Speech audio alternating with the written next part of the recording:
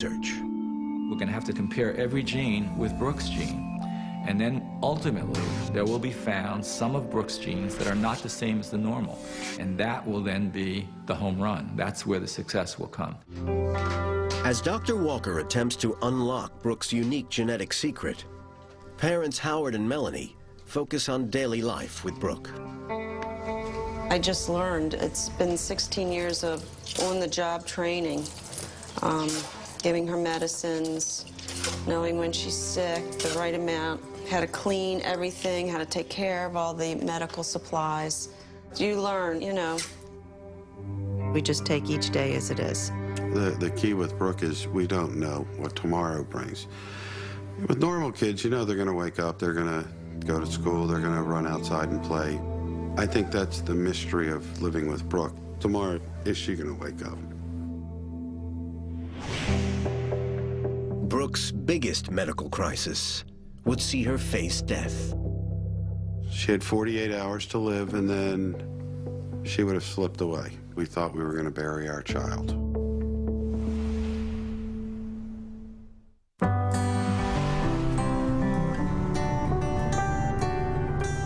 The Greenberg family live in suburban Baltimore.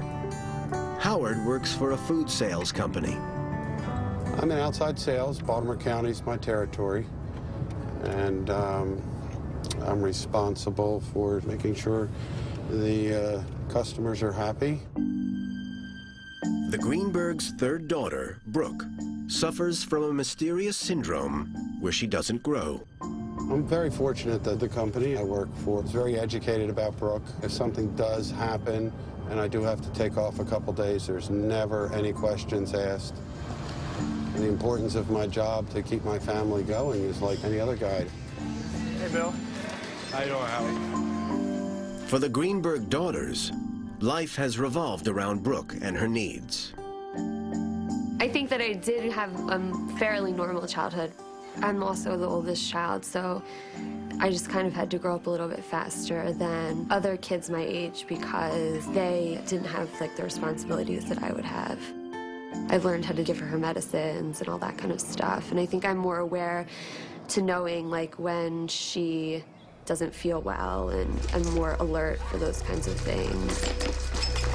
With no speech ability, Brooke relies on her family to interpret her moods and feelings.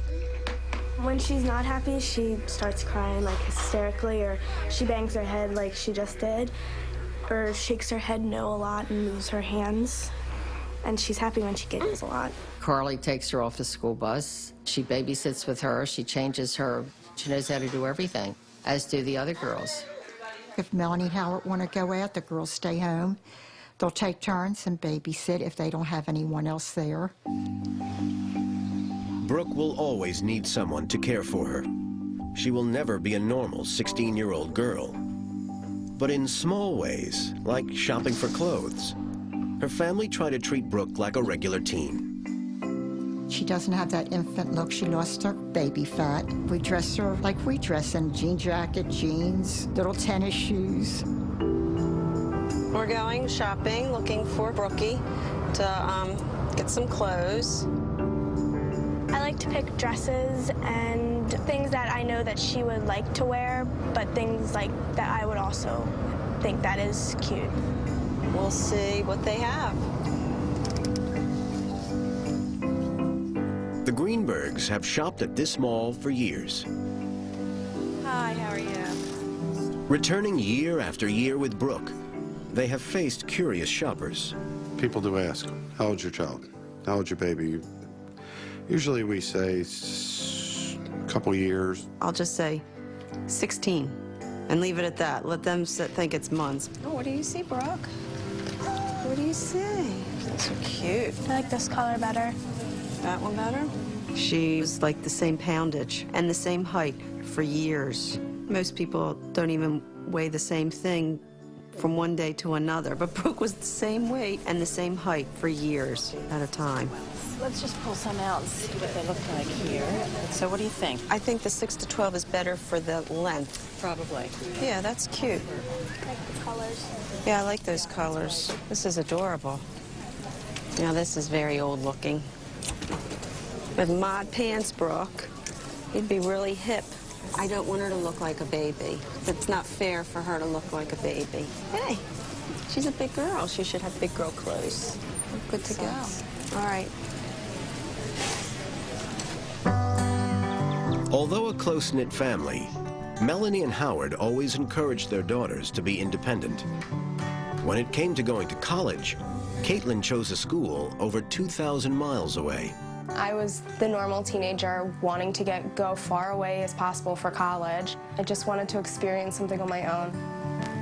I just wanted to do my own thing for once. Sometimes when I'm walking around with her, I tell her things that I don't tell anybody else, because I know she won't tell. Last semester when I was away, I would always call and see how Brooke was. I was really scared that something was going to happen while I wasn't there.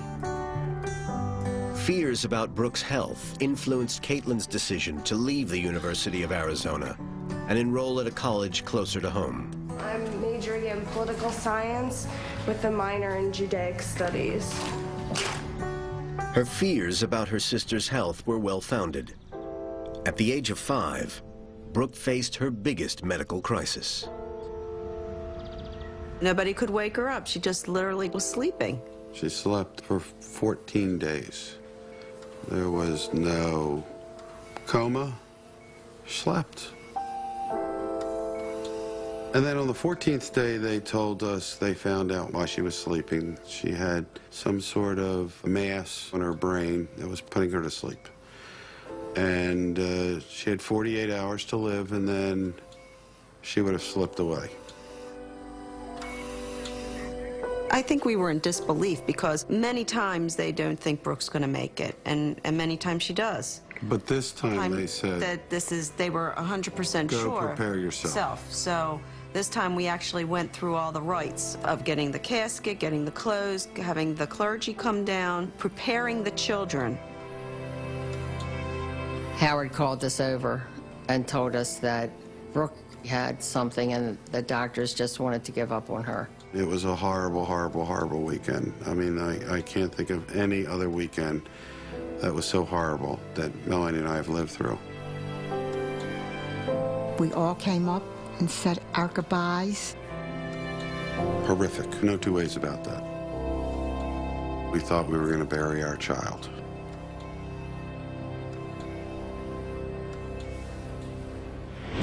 Brooke's medical bills would push the Greenbergs to the financial edge. You know, we had to refinance the house. We had to, times we put it on credit cards, then we took it off of credit cards and refinanced the house again.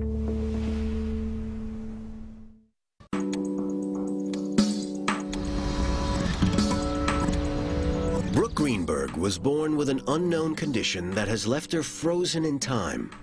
She is 16, but is only 30 inches long and weighs just 17 pounds. As a child, she faced her biggest health problem. Asleep for 14 days, doctors believed she would never wake up. Monday night, we got a call from the hospital. They said Brooke had woke up. She's not sleeping any longer. We have no idea. We took her down for an MRI. She's normal. We're going to watch her for a day. Come get her. She just knew that there was an excellent chance, no matter how sick she was, that somehow or other Brooke would find a way to make it through. I could only think about, we're going to bring home, we're going to start all over, and life goes on. Lift up. But every extended hospital stay that Brooke had was financially crippling for the Greenbergs. If Brooke goes into the hospital, it's just like any other insurance. We're responsible for about 20%. But when your child goes into the hospital and the bill is extraordinary, 20% can be expensive. Okay. You know, we had to refinance the house. We had to, times we put it on credit cards, then we took it off of credit cards and refinanced the house again, got a second mortgage, just like any other normal person would do if their child was in trouble. But Brooke is not like any other child. Her condition is so unique that neither her parents nor medical experts have any idea what could happen next. When she does get sick, she's either well or deathly sick. She needed somebody with a trained eye to know what procedure to do or what machine to use if she did get sick. In 2005, Brooke was accepted into REM, Maryland's rare and expensive case management program, which offers medical support to sufferers of rare and chronic conditions. Brooke receives nursing care under the program, as her Syndrome X has left her unable to walk or talk, susceptible to seizures, and also having to be fed daily by stomach tube. This is specimen formula. It's like milk, because she cannot swallow. The support they get from having good nursing care is really critical. If they didn't have this, I don't think that Brooke would do nearly as well. And in addition, what you would do is wear the whole family down. Having the nurses lets Melanie have more of a normal life. This way, Melanie could do other things and spend time with the other girls, which is important. Brookie has at her school a Teacher Appreciation Day on Tuesday, so we're going to make a cake today so that Brookie is well represented. We need to grease and light flour, 2 cups of flour. Harley and I usually bake about every other week. Somebody's always baking in the house. It's a good thing. We bond. This is our quality time together. Put that in. Okay, now we have to add the egg whites, beating well after each addition.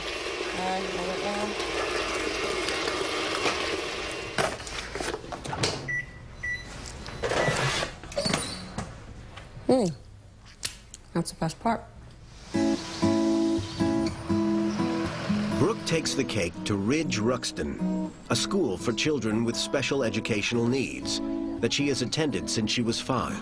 I've been there and I observed on Grandparent Day how they teach the children. It's just phenomenal. I guess that's the word for it. She scoots around in that little chair. She can't wait to get out of that classroom. She goes down the hall. She's busy. Today, Brooke has been given the task of class helper and is taking the attendance to the office. A task that includes using motor skills and social interaction skills.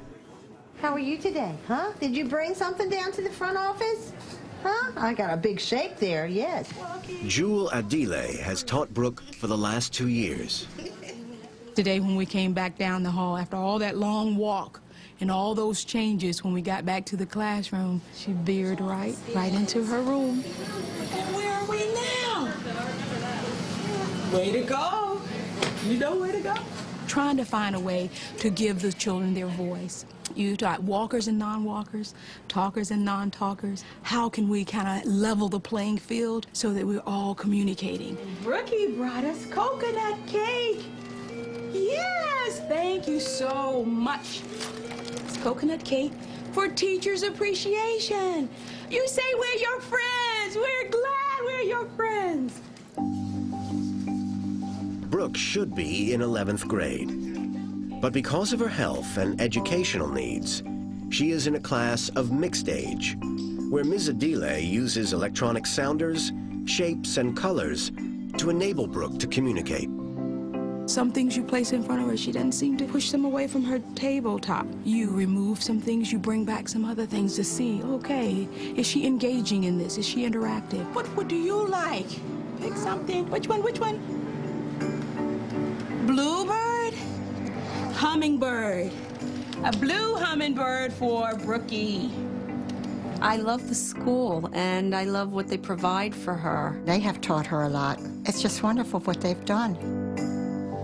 Brooke has spent 11 years at Ridge Ruxton School, and this year, she celebrated her 16th birthday there. Her 16th birthday. We're so excited. You know, a typical teen will be getting a driver's license. I'm trying to think of things we could use, props we could use. And 2 of her sisters were here, and her mom was here, of course. I tell her, Mom, you brought her into the world, and I'm going to help bring the world to her. I don't think in the beginning there were many people who thought that maybe she would even get up to be 16. She's already passed most of the expectations that have been placed for her, so it's more realistic to just take one day as it is.